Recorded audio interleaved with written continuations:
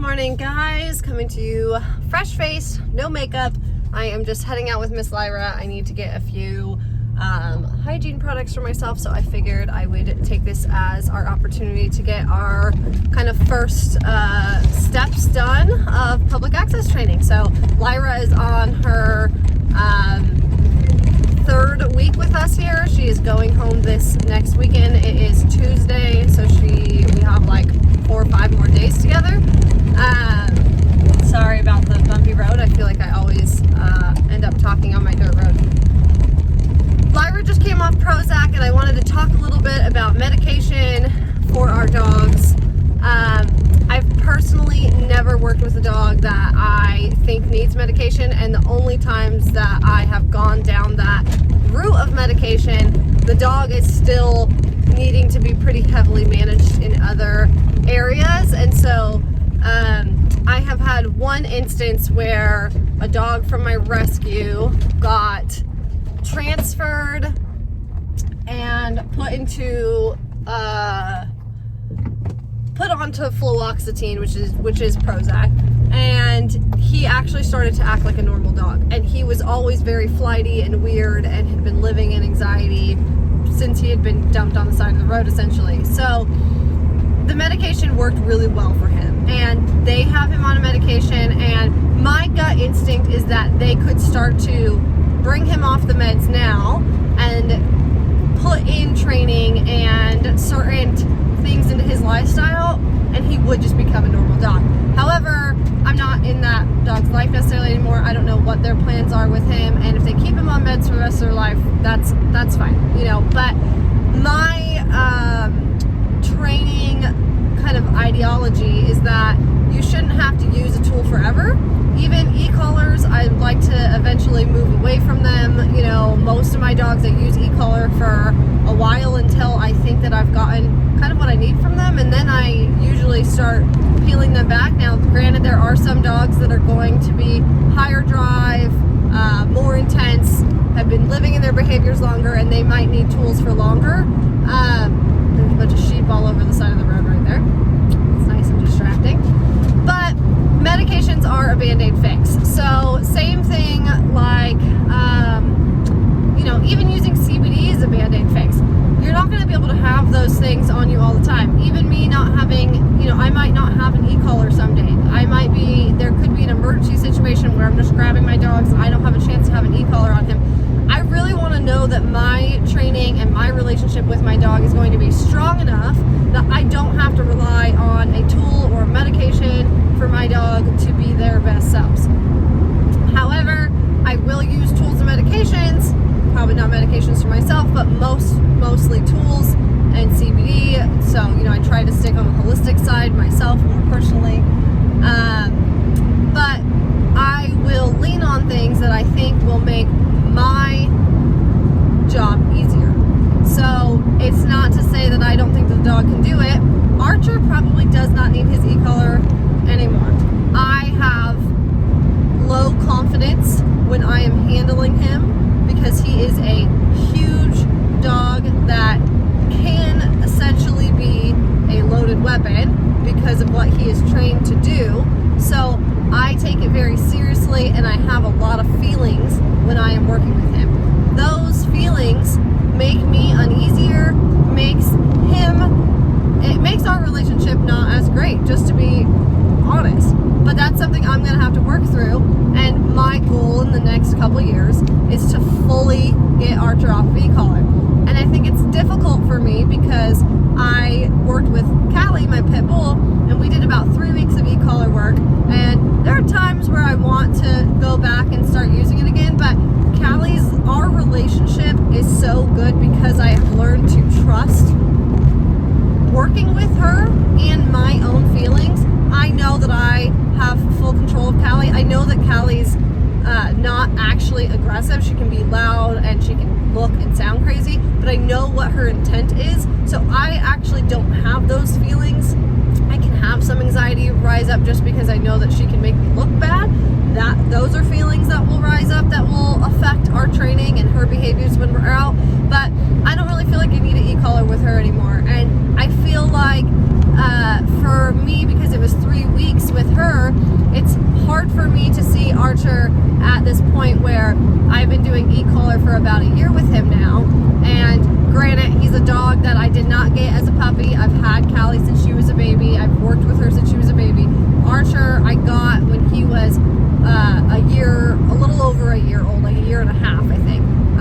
And so I really was at a disadvantage because he had been living in a certain mindset and using certain behavioral patterns for a really long time. So it's probably going to take longer of me communicating with him through this tool just because I need to be able to follow through with him. Now, with Callie, when I need to follow through with her, I usually put a leash on her and we're usually good. I usually don't need to do anything else. Some dogs are willing to blow off the leash pressure and the leash work's just not that good, and it really depends because our dogs all have different skill sets. So Callie's leash work is fucking top tier. When I have a leash on that dog, I just don't feel like I have to worry. We can have a hiccup or two, but that dog is so good on her leash. Incredible. Now, Archer, on the other hand, we have to do a lot more power loop. I have to use the e-collar to create a lot more sensitivity to the leash, and it's a lot harder for him. But he does really, really good with, a lot of other things that Callie struggles with. He can completely become neutral in almost any environment when I've asked him to, and Callie can occasionally have a moment if a dog punks her or does something to her. Callie can sometimes still react to that. So it's just all really what our own personal feelings are when we're out with our dogs. And my feelings out when I'm with Archer are I'm not at my most confident self, and I don't feel super good about it. And so I have our e-collar as backup. Granted, I almost hardly ever use the e-collar when we're out. I actually use the e-collar more at home for things like him trying to counter surf and stuff like that. So I just wanted to make this video really just about aids in general. We can use so many different aids, from an e-collar to medication, and Lyra is a great example. This dog's been on Prozac for I don't know how long, but when she came, we decided to get her off. That's generally what we do when dogs come to work with us, and she is starting to feel things probably for the first time in a long time, and she's actually able to work through those feelings because she is not foggy anymore. And so although medication can be an aid, a lot of the times it's just numbing certain parts of the brain,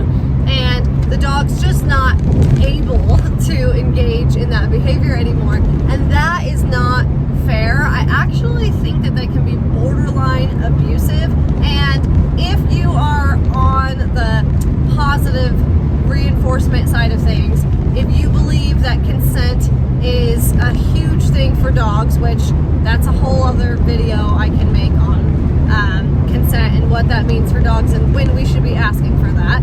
But if you think that that is something that dogs should have, then they're not telling you they want to be on medication. The only reason your dog will be put on meds is because you are not confident and comfortable enough with your dog's behavior in some way, shape, or form, and you are deciding to numb a part of that dog because you don't know what else to do. That is okay. And it's okay to admit that I don't know what else to do and my dog's not feeling good, and I think this is going to be the better option at this moment. If you can't rise to the challenge, if you cannot invest in training because it's really expensive, everyone understands that. We're all in the same boat. I cannot even afford a lot of what my clients can sometimes try to invest in with their dogs and some of their needs. This is part of where this page is born from, is trying to make an affordable option for people to get information from. However, it's really easy for us to get in our feelings. I'm sure even through talking through this video, you guys are having some feelings. If you've had a dog on medication, or if you've never used an e-collar before or anything like that, you could be having all kinds of feelings coming up. But it's really important to tap into where that's coming from. Where does our uncomfortability come from in the beginning? And if that's something we can't overcome, if we have to put our dogs on medication because that we think that's a safer option, then that's okay. But we have to be really honest with ourselves, and we have to be honest with ourselves about the fact that this is also a Band-Aid fix, and I can't keep my dog on Prozac forever. I am going to have to figure out what the root problem of my dog's behavior is and fix that. And if you don't fix the root problem of your dog's behavior, then you're never going to be able to live your best life. And that is what's the hardest thing for me to watch as a dog trainer, is seeing people who are essentially prisoner to their dogs, and they really are not able to live the life that they truly deserve to live. And they do get a little angry when somebody tries to tell them, hey, put your dog in a crate. Hey, let's try some e-collar training. What do we think about getting your dogs off medication and getting to the root cause of the problem? A lot of people can have huge feelings around those topics, and that's totally okay. And I don't expect it to be any other way. I tell people all the time about 3-4 years ago, I was completely against e-collars. You could not get me to use one. I was very new to using slip leashes.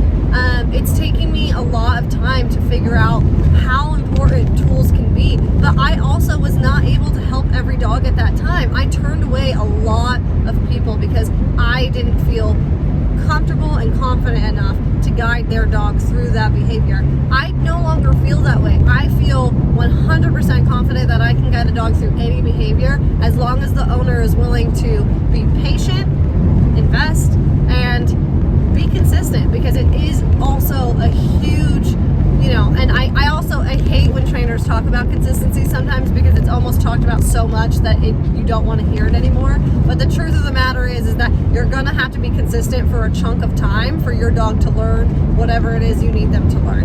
And once you are consistent for a chunk of time, you can start to fall off that consistency, and you'll have to jump back on that consistency train occasionally to make sure your dog stays on the path that you want them to stay on. But training is a lifestyle. This is something that you're going to have to integrate for the rest of your life, probably whether you have a dog or not. And it is going to change your life in some really powerful, magical ways if you let it. So just wanted to put my little PSA out there. If you're thinking about putting your dogs on medication, please really, I highly encourage you to see what you feel about consent and positive reinforcement, all that stuff. If you really think that your dog deserves a choice, you should not be putting them on medication. If you think you know what's best for your dog, please do that for them. And if you have, any issues getting your dogs off medication, you need help weaning them off medication, you want to get to the root cause of the problem, but your dog has been on meds for a long time, this is what we are here to help you with. So, I do highly recommend booking a virtual session with me if that's something that you're needing to do. I have a very strict protocol for getting dogs off of their medications, but if you need help with that, I would love to help you, and I'm wishing you guys nothing but the best on your training journeys. I feel so lucky to get to work with the dogs that I get to work with, and it's so nice getting to see them really get to feel things and learn to love life. So I hope you guys are getting to do the same, and I hope you are having a wonderful start to this spring.